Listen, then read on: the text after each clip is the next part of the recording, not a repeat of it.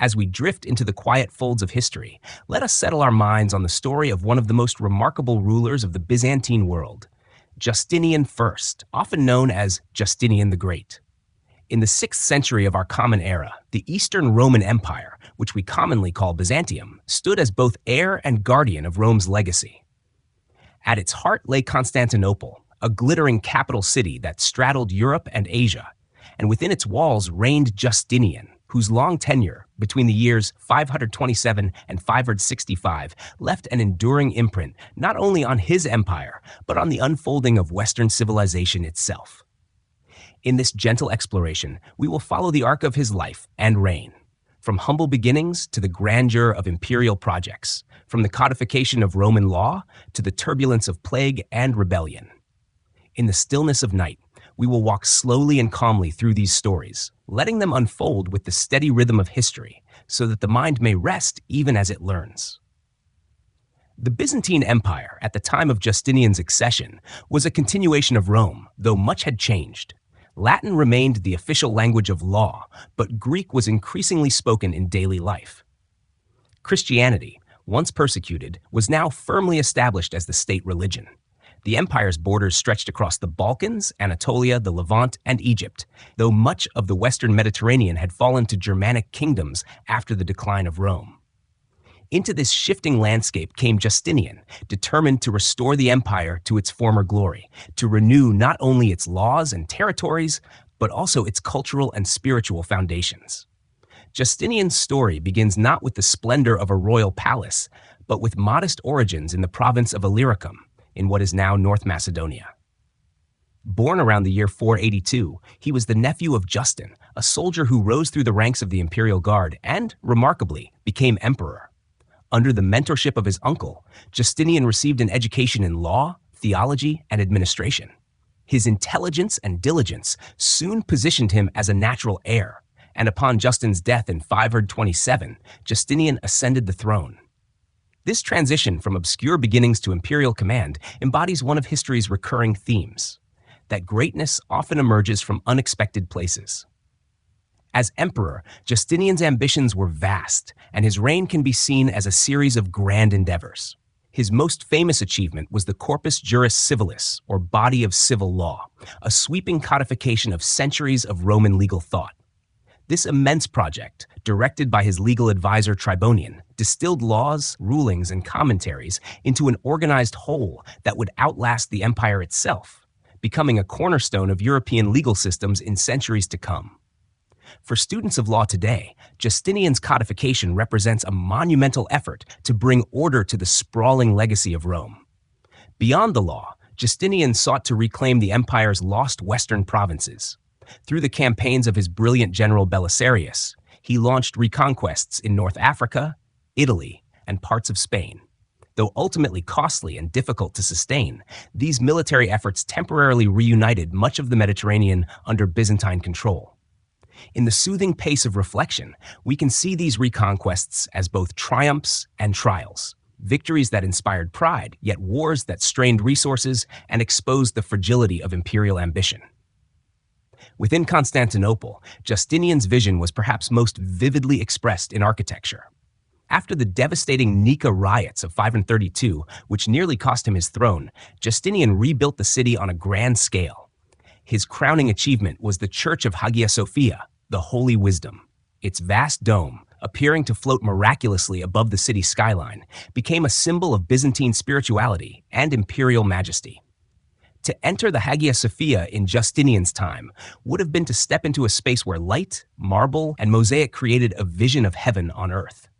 Yet even as Justinian built, his reign was shadowed by hardship. The bubonic plague, arriving around 541, swept through the empire with devastating effect, killing perhaps a third of the population of Constantinople. For a time, the empire seemed paralyzed, and even Justinian himself fell ill. Though he recovered, the empire never fully regained its former strength. The plague reminds us that history, even under the guidance of powerful rulers, is shaped by forces beyond human control. Justinian was not alone in his efforts.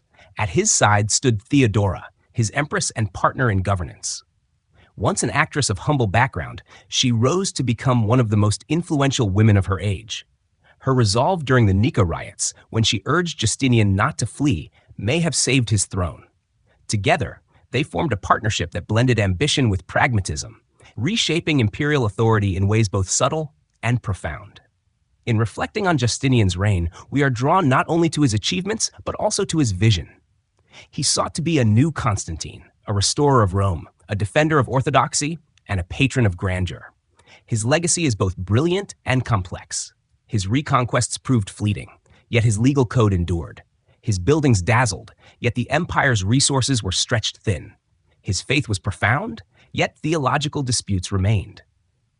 Through it all, Justinian's reign represents a remarkable attempt to bridge the ancient and medieval worlds, to carry Rome's legacy forward into a new age. As we begin this journey, we will unfold his story slowly, as though turning the pages of a richly illuminated manuscript. We will move from his early life to his great projects, from war to peace, from triumph to plague, always returning to the steady rhythm of history's flow. In the quiet of the night, as the mind drifts towards sleep, let these stories serve as a gentle companion, not demanding, not urgent, but steady, calm, and filled with the richness of the past. For in remembering Justinian and his Byzantine Empire, we remember not only a ruler, but also a vision of civilization, striving to endure through the ages. In the quiet hills of the Balkan countryside, not far from the rugged mountains and gentle river valleys of Illyricum, a boy was born who would one day change the fate of an empire. This region, on the periphery of the Roman world, was not known for producing emperors or great statesmen. Yet in the year 482, amid the shifting fortunes of the late Roman provinces, a child named Flavius Petrus Sabatius came into the world. He would later be remembered simply as Justinian the Great. His story begins far from the marble avenues of Constantinople, in a modest village environment where life was marked by subsistence farming, tight-knit family bonds, and the constant presence of imperial authority from afar. Illyricum, encompassing parts of modern-day North Macedonia, Kosovo, and surrounding lands, had long been a frontier zone. Roman garrisons patrolled its roads, Latin was spoken alongside local dialects, and Christianity had gradually taken root since the days of Constantine. It was in this context that Justinian was raised. Though later chroniclers would emphasize the simplicity of his origins, they also hinted at the intellectual spark that set him apart. He was not of noble birth, yet fortune placed him within the orbit of a man whose path would alter the destiny of the empire, his uncle, Justin. Justin was a soldier of humble background who had risen through the disciplined ranks of the Imperial Guard in Constantinople. Service in the capital's elite corps offered social mobility rare in the empire, and through loyalty, skill, and perhaps an element of chance, Justin became both trusted and powerful. When the throne of the Eastern Roman Empire fell vacant in 518, he was unexpectedly elevated as emperor. This remarkable ascent would carry his nephew into a world of privilege and opportunity that no provincial youth could ordinarily dream of. Young Justinian was summoned to Constantinople, where the bustling capital must have seemed like another world. Its harbor, the Golden Horn, shimmered with ships from across the Mediterranean. Its walls, designed by earlier emperors, stood as some of the most formidable defenses in the world. Within these walls stretched avenues lined with porticos, public squares, churches, and palaces.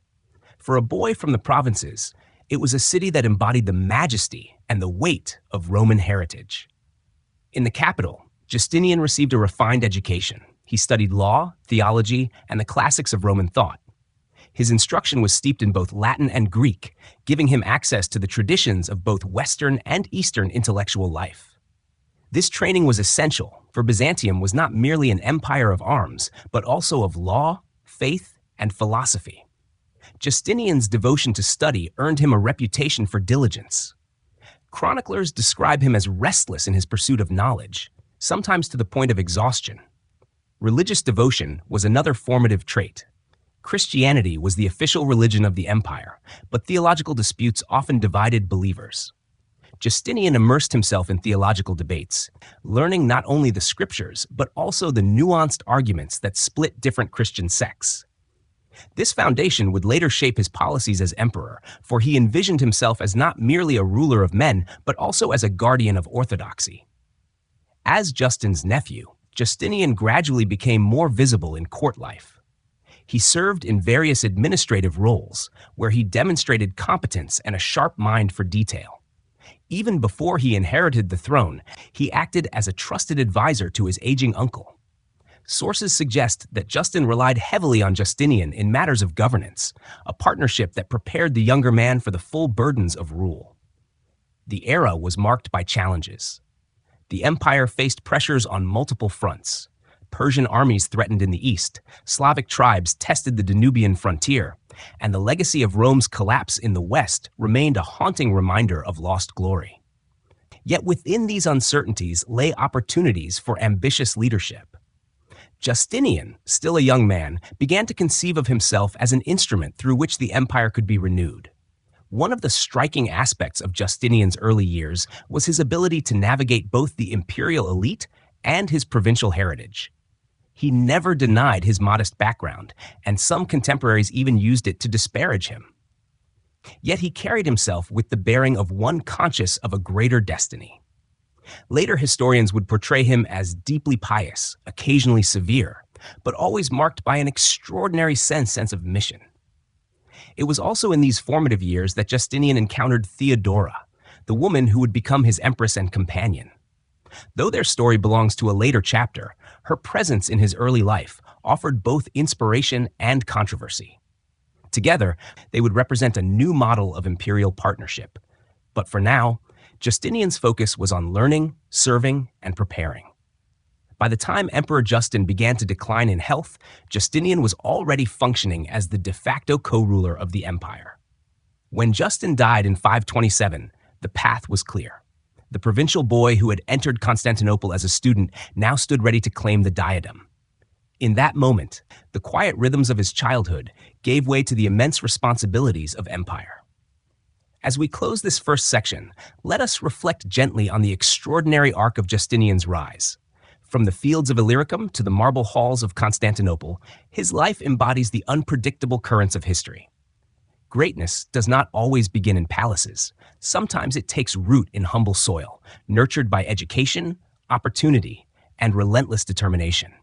As you drift further into rest, imagine the contrast between the quiet countryside of Justinian's birth and the grand avenues of the capital where he would soon reign. History often begins in stillness before unfolding into grandeur. In the heart of Constantinople, where the dome of the old Church of the Holy Apostles gleamed under the sun, and the great hippodrome stretched with its endless rows of seats, Justinian's destiny reached its fulfillment. The year was 527, and upon the death of his uncle Justin, the crown of the Byzantine Empire rested firmly on his head. The coronation was not only a personal triumph, but also the beginning of a reign that would shape centuries of law, architecture, and faith. The rituals of succession, steeped in Christian symbolism and imperial tradition, reflected both continuity and renewal. The empire was still Roman, yet it was also becoming something distinct, something unmistakably Byzantine. The coronation ceremony itself was a deeply sacred moment. Unlike the pagan rites of earlier emperors, this event was sanctified by the Church.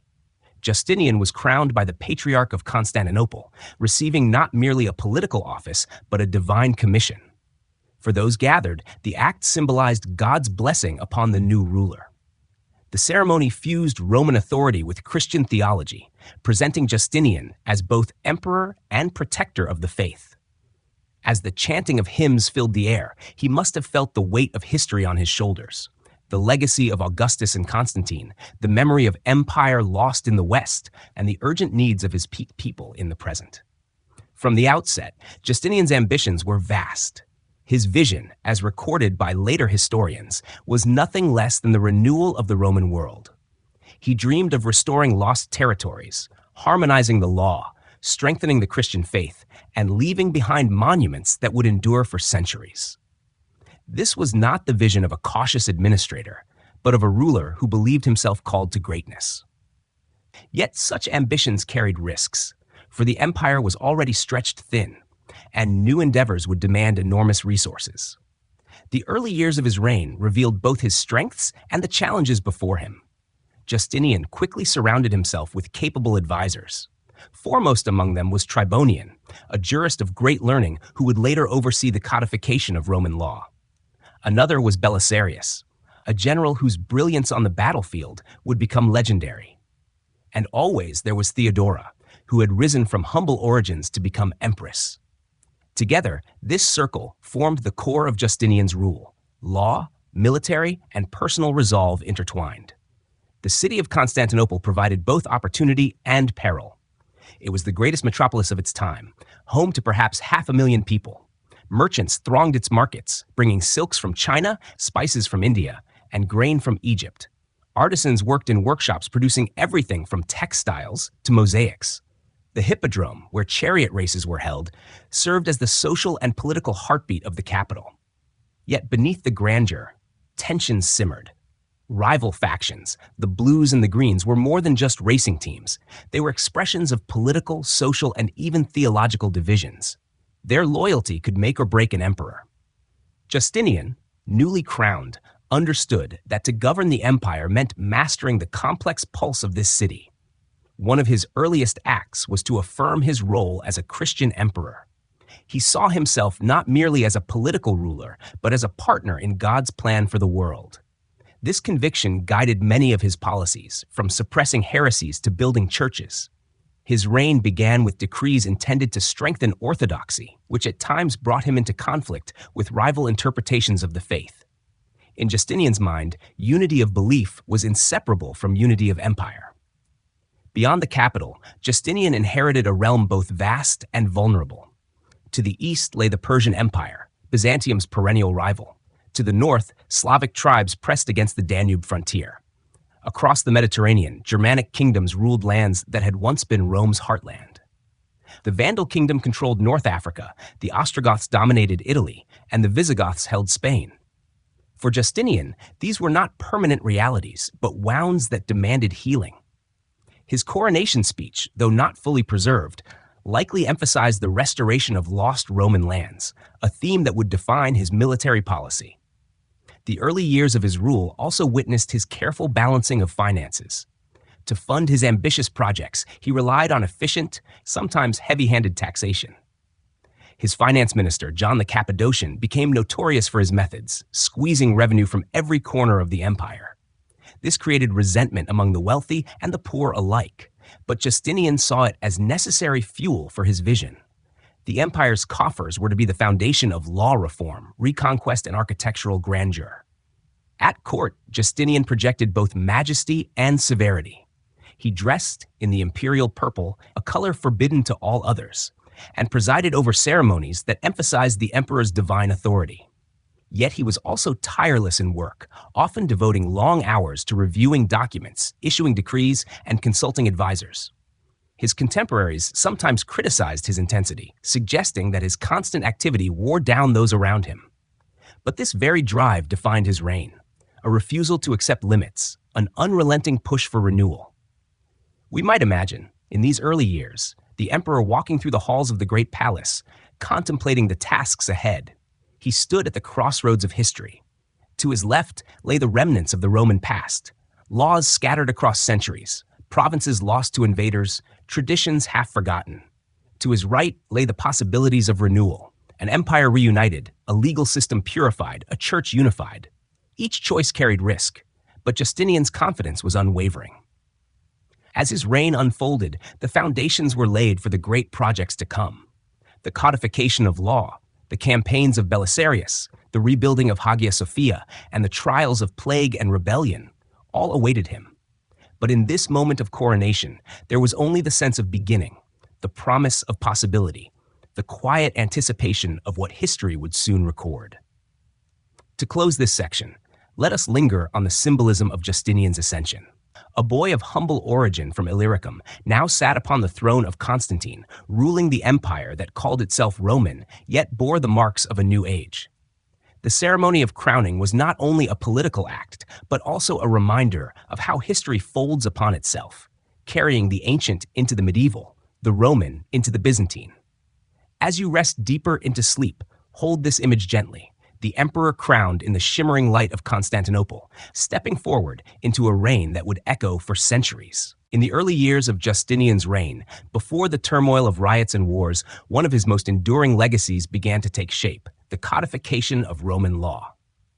This monumental project, later known as the Corpus Juris Civilis, the body of civil law, was more than a legal manual. It was an intellectual endeavor that sought to preserve, clarify, and unify centuries of jurisprudence stretching back to the Roman Republic.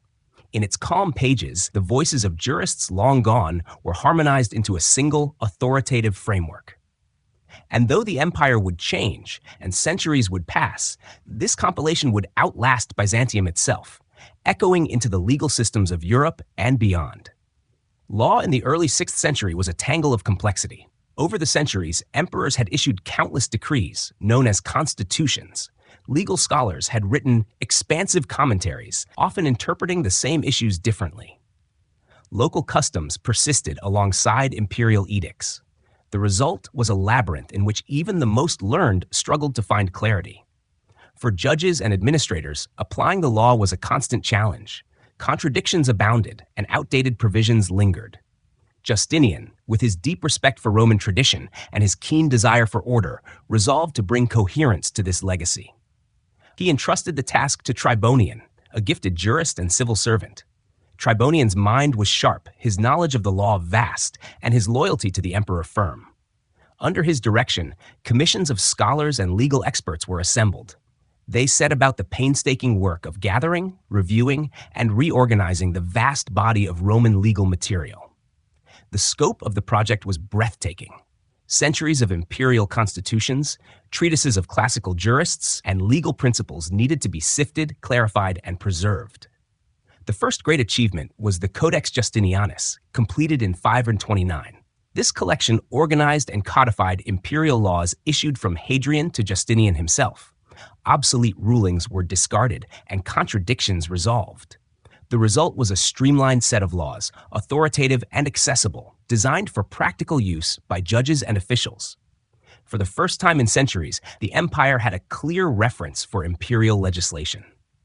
Yet Justinian's vision extended further.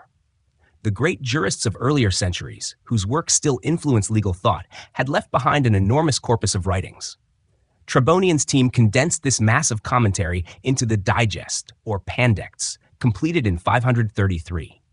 This massive compilation distilled the wisdom of over 2,000 separate books of legal writings into 50 volumes. Each passage was carefully chosen, edited, and organized by subject matter. The Digest became not only a guide for legal practice, but also a monument to the intellectual heritage of Rome.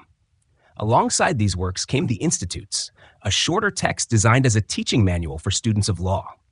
In clear, systematic form, it introduced the principles of Roman law, from contracts to property to family relations.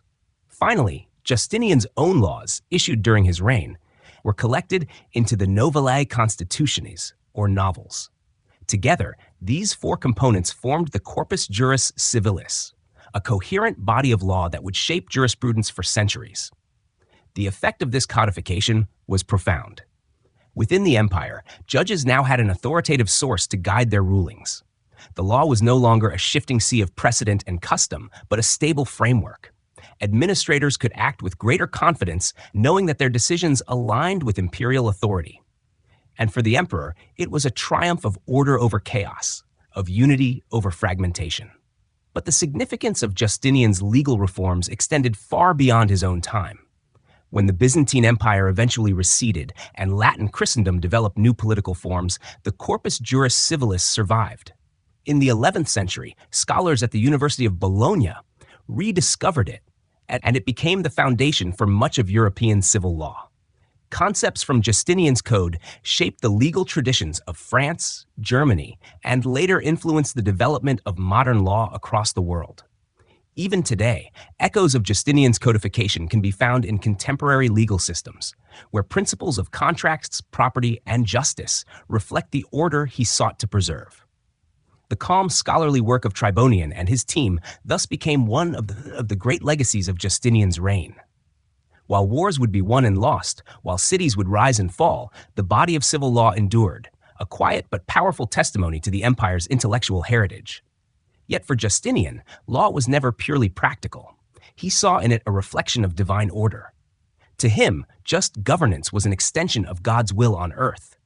By codifying Roman law, he believed he was not only serving his subjects, but also honoring the harmony of creation itself. In this way, the Corpus Juris Civilis was both a civic achievement and a spiritual act, uniting the realms of empire and faith. As we linger in this moment of his reign, we can picture the quiet halls where scribes worked, their styluses scratching across parchment as they copied ancient texts into new forms. We can imagine Justinian himself, reviewing progress with his unrelenting energy, determined that no fragment of Roman wisdom should be lost. The work was meticulous, unglamorous compared to the pageantry of war or the majesty of architecture. Yet it was in these quiet hours that a foundation for centuries of civilization was laid. To close this section, let us reflect gently on the nature of law itself. Laws are not merely rules, they are expressions of order, continuity, and memory. They preserve the wisdom of the past while guiding the conduct of the present. In Justinian's codification, we glimpse the empire's desire to hold on to its Roman heritage, to ensure that even as cities changed and empires rose and fell, the principles of justice would remain. As you drift further into sleep, let this thought accompany you, that in the calm labor of jurists and scribes, history finds one of its most enduring treasures. In the early years of Justinian's reign, as reforms took root and ambitions grew, the greatest challenge to his authority arose not from distant enemies, but from within the very heart of Constantinople. The year was 532, and what began as a chariot race disturbance in the Hippodrome swelled into a violent uprising that threatened to bring down the emperor himself. These were the Nika Riots, a moment when the city seemed on the verge of consuming itself, and when Justinian's survival, and perhaps his entire reign, depended on one fateful decision. The Hippodrome of Constantinople was more than a venue for entertainment. It was the social and political heart of the capital, a place where tens of thousands gathered to watch chariot races, cheer for their factions, and voice their grievances. The two dominant racing factions, the Blues and the Greens, had long-standing rivalries that often spilled beyond sport into politics and religion. Though nominally about athletics, the factions were powerful networks of patronage and identity, representing different social and theological alignments within the empire. In January of 532, tensions were high. Years of heavy taxation under John the Cappadocian, combined with discontent over corruption and harsh punishments, had left many resentful. At the races, crowds shouted insults at the emperor, merging their voices into a single cry, "Nika! Nika!" meaning conquer or victory. The chant, meant to encourage their factions, turned into a rallying cry for rebellion.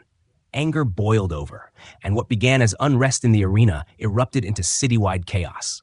For nearly a week, Constantinople was convulsed. Rioters set fire to buildings, including parts of the Hagia Sophia and the Great Palace itself.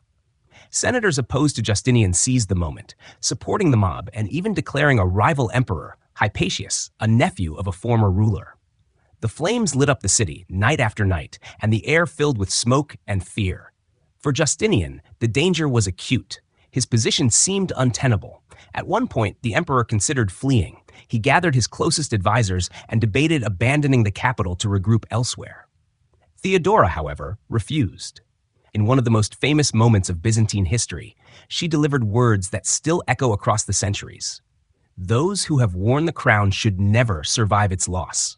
I shall never live to see the day when I am not saluted as empress. Royalty is a fine burial shroud."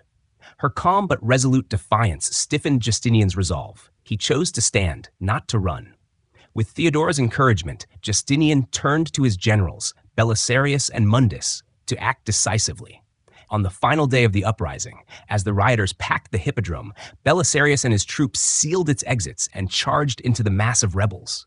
What followed was brutal. Contemporary accounts describe slaughter on an immense scale. Tens of thousands, perhaps as many as 30,000 people, were killed in the arena. The rebellion was crushed and Hypatius was executed. Order, grimly and at great cost, was restored. The aftermath of the Nika riots was both destructive and transformative. Much of Constantinople lay in ruins, scarred by fire. But Justinian, rather than retreating, saw in the devastation an opportunity for renewal. He would rebuild the city on a grander scale, with new monuments that would proclaim both imperial power and divine glory. Out of the ashes of rebellion rose one of history's most enduring architectural wonders, the Hagia Sophia, reconstructed to surpass anything that had come before. The riots also reshaped Justinian's relationship with his subjects. The emperor had faced rebellion head-on and survived, thanks in no small part to Theodora's courage. His position was now stronger, though it came at the price of fear and bloodshed. The factions never fully disappeared, but their influence waned. From then on, Justinian ruled with an even sharper awareness of both the fragility of authority and the necessity of decisive action. The Nika Riots remind us that empires are not only challenged from without, but also from within. Power depends not merely on armies and laws, but on the volatile currents of popular sentiment. In Constantinople, the passions of the crowd could shake the throne as surely as any foreign invader. Justinian's survival in 532 was not inevitable. It was the result of choice, resolve, and the remarkable voice of his empress. As we drift at a slower pace through this memory of flames and riot, we can imagine the streets of the city filled with smoke, the marble facades blackened, the anxious hush as the emperor weighed his options. And then, as the dust cleared, the resolve to rebuild, to begin anew. The Nika riots were both a scar and a scar of loss, but also the seed of renewal that gave rise to some of Byzantium's greatest achievements. To close this section, let us reflect gently on Theodora's words. She chose dignity over retreat, courage over fear, and in so doing altered the course of history. Empires may be vast, but sometimes their fate turns on a single voice in a quiet council chamber. As you drift toward rest, imagine that chamber, flickering lamplight, anxious faces, and one resolute woman who refused to surrender. In that stillness lies the turning point of a reign, a reminder of how history often pivots on the choices of a few. When the smoke of the Nika riots finally cleared, Constantinople bore deep scars. Charred buildings lined its avenues, churches lay in ruins, and even the proud hippodrome stood damaged. Yet where others might have seen only devastation, Justinian saw opportunity. He resolved not simply to repair the city, but to rebuild it in a form worthy of his imperial vision. Out of this resolve arose some of the most extraordinary architectural works of the Byzantine age. Chief among them, the church that would come to symbolize his reign, Hagia Sophia, the Holy Wisdom. Construction began almost immediately after the suppression of the riots. The old basilica of Hagia Sophia had been destroyed in the flames, leaving behind little more than rubble. Justinian called upon two of the most skilled architects of the age, Anthemius of Tralles and Isidore of Miletus. Both were men of mathematics, geometry, and engineering genius. They set about designing a structure that would surpass anything yet seen in Christendom. The emperor spared no expense, drawing upon the wealth of the empire to secure the finest materials: porphyry from Egypt, green marble from Thessaly, white stone from the islands of the Aegean, and gold mosaics from across the Mediterranean. The result was a marvel. When completed in 537, Hagia Sophia astonished all who entered. Its central dome seemed to hover miraculously in the air, supported by pendentives, curved triangular forms that redirected the dome's weight onto massive piers. Light streamed in through rows of windows at the dome's base, giving the impression that it floated upon a crown of radiance. Mosaics shimmered with golden backgrounds, creating a vision of heaven on earth. Visitors stood awestruck, and Justinian himself, entering the completed church, is said to have declared, "Solomon, I have outdone thee." Hagia Sophia was more than a building. It was a statement. It proclaimed the glory of the Christian God, the majesty of the emperor, and the resilience of the Byzantine state. In times of crisis, it reminded the people that their empire could rise renewed. It became the spiritual heart of Constantinople, the seat of the patriarch, and the setting for imperial ceremonies. For nearly 1,000 years, it stood as the greatest church in Christendom, until the Ottoman conquest transformed it into a mosque and later into a museum and monument of world heritage. Beyond Hagia Sophia, Justinian's building program extended throughout Constantinople and beyond. He repaired the city's walls, fortifying its defenses against both rebels and foreign invaders. He built aqueducts and cisterns to secure the water supply, ensuring the survival of a population that at times exceeded 500,000. He constructed hospitals, orphanages, and hostels, embodying his role as both ruler and benefactor. Palaces were refurbished, forums restored, and public spaces adorned with statues and monuments. Nor was his vision confined to the capital. Across the empire, Justinian sponsored churches, fortresses, and civic works. In Ravenna, the Church of San Vitale rose, with its octagonal plan and luminous mosaics depicting the emperor and empress themselves. In North Africa and the eastern provinces, forts and walls strengthened Byzantine control. These projects not only displayed imperial grandeur, but also provided practical infrastructure for governance and defense. Architecture under Justinian was not merely utilitarian, it was symbolic. The blending of Roman engineering, Greek aesthetics, and Christian spirituality gave Byzantine architecture its unique character. Structures were designed not only to serve, but also to inspire, to embody harmony and transcendence. The use of domes, mosaics, and light created spaces where the earthly and the heavenly seemed to meet. In this way, Justinian's buildings were both practical shelters and theological statements, inviting worshippers to glimpse divine order within stone and mortar. The financial cost of such projects was immense. Taxes collected from across the empire funded the construction, and the emperor's critics accused him of extravagance. Yet Justinian believed these works justified the expense, for they embodied the eternal values of empire and faith. In his view, architecture was a form of legacy, more enduring than victories in war. Where armies might falter, stone and mosaic could proclaim imperial greatness for centuries. Life in Constantinople during this building boom must have been filled with noise and activity. The clatter of hammers and chisels echoed through the streets. Caravans brought in materials from distant provinces. Artisans, craftsmen, and laborers worked tirelessly, reshaping the skyline. For ordinary citizens, the disruptions were real, but so too was the pride of seeing their city renewed. To walk through the capital was to encounter a living museum of imperial ambition, where every street bore witness to the emperor's vision. As centuries passed, Hagia Sophia remained the crowning jewel of this transformation. Emperors were crowned beneath its dome, patriarchs preached from its pulpit, and generations of Byzantines gazed upward at its golden vaults. Even after Byzantium fell, its influence endured, shaping Islamic architecture and inspiring builders across Europe and Asia. It stands today as a reminder of Justinian's reign, a bridge between past and present, sacred and secular. As we pause in this chapter, let us reflect gently on the nature of building. To build is to create permanence, to anchor memory in stone. Justinian's monuments, born from the ashes of riot, were acts of resilience and vision.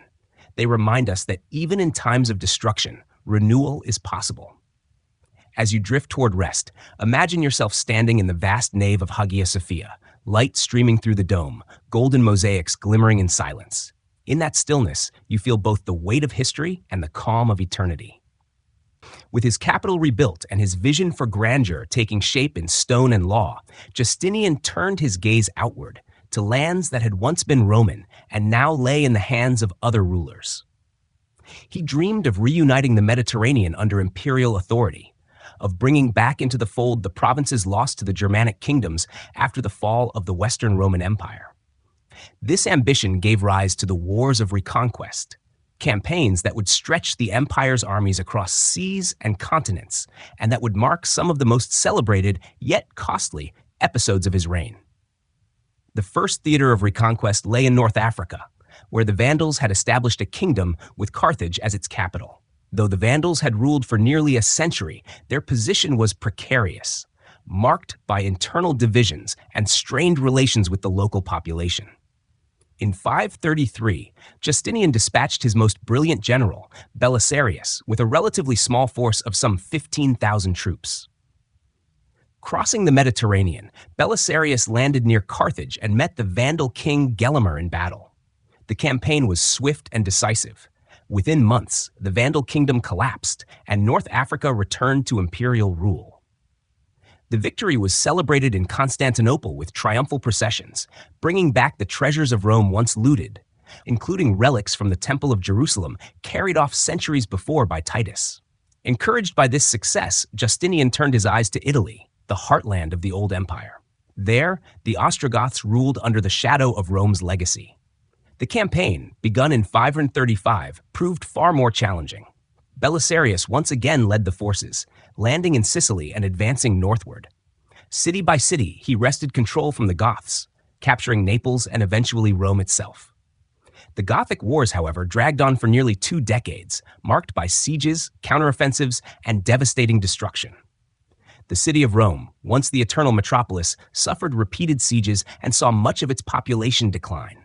Still, by the mid-550s, Byzantine arms had achieved a hard-fought victory, and Italy was formally restored to imperial control.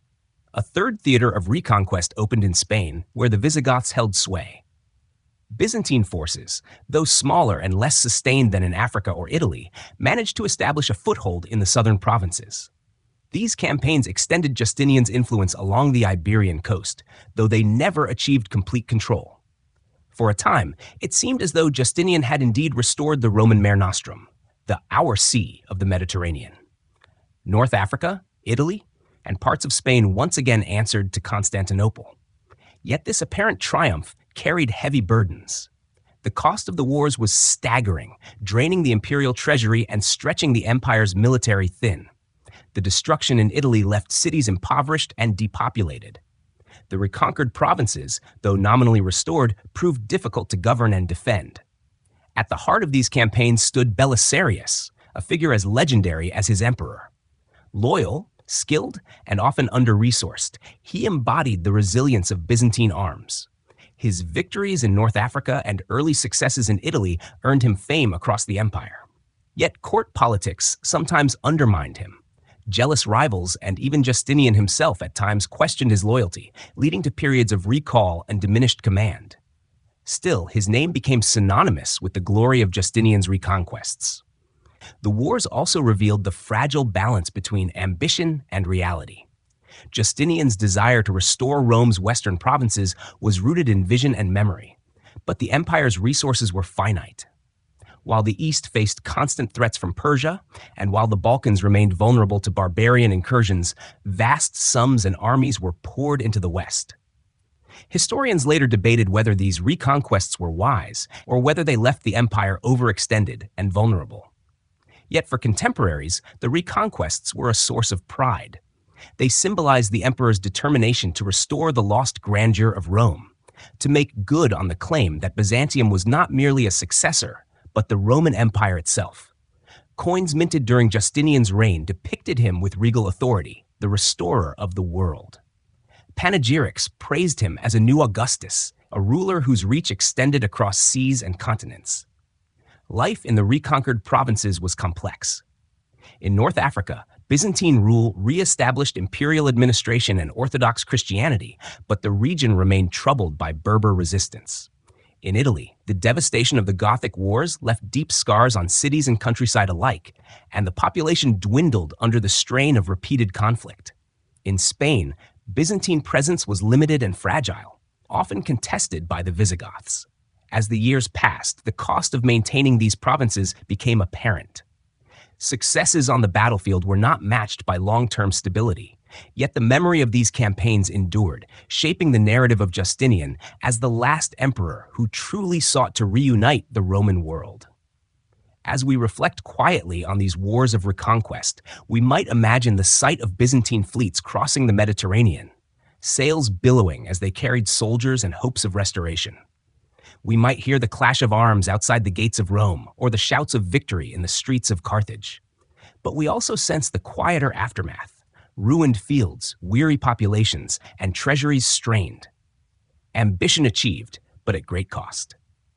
To close this chapter, let us think gently of the tension between vision and endurance. Justinian's reconquests remind us that the desire to restore what is lost can inspire greatness, yet also bring exhaustion.